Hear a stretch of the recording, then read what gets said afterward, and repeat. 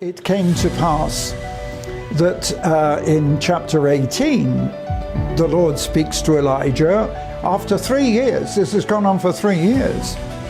And he says, now go yourself to Ahab, and I'll send rain on the earth.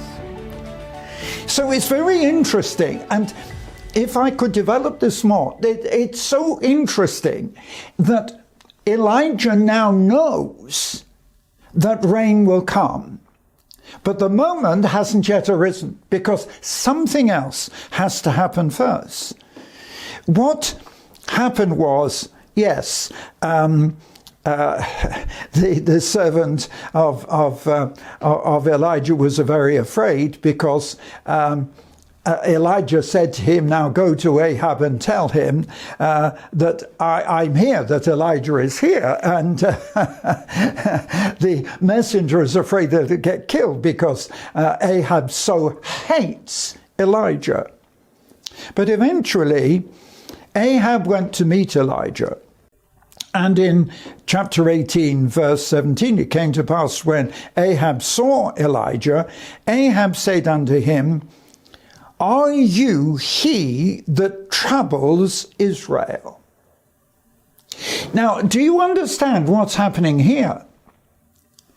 Ahab, that wicked, sinful, idolatrous king, is accusing Elijah of being the one who is causing trouble in Israel because of the drought. And Elijah answers and says, I've not troubled Israel, but you and your father's house, in that you have forsaken the commandments of the Lord, and you've followed Baalim, false gods. You see, the accusation was not Elijah. The accusation was against Ahab. But then, this is what he says in verse 19, now therefore send and gather all of Israel unto Mount Carmel, and these prophets of Baal, 450, and the prophets of the groves 400, which eat at Jezebel's table, so that's 850. So Ahab obeyed, and he sent and got all the children of Israel and all these false prophets, all in Mount Carmel.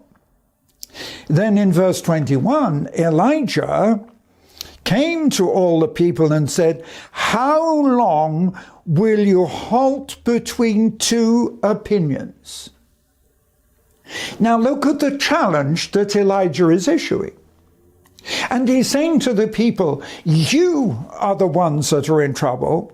You are hesitating between two decisions.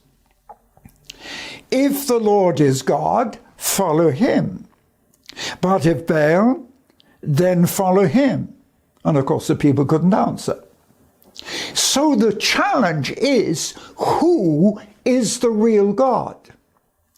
And you know, we're faced with a really major issue today.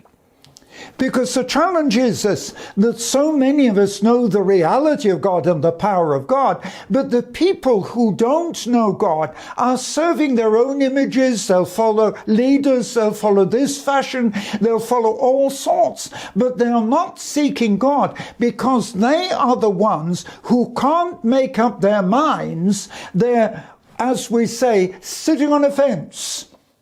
And there are even many, many Christians whose faith is so weak that they're sitting on the fence.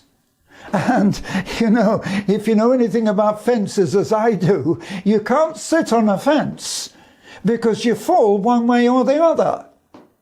And that's exactly what's happening spiritually today in this nation, even with some weak-minded Christians. Because they think they're sitting on a fence, they will not make the decision to go 100% God's way.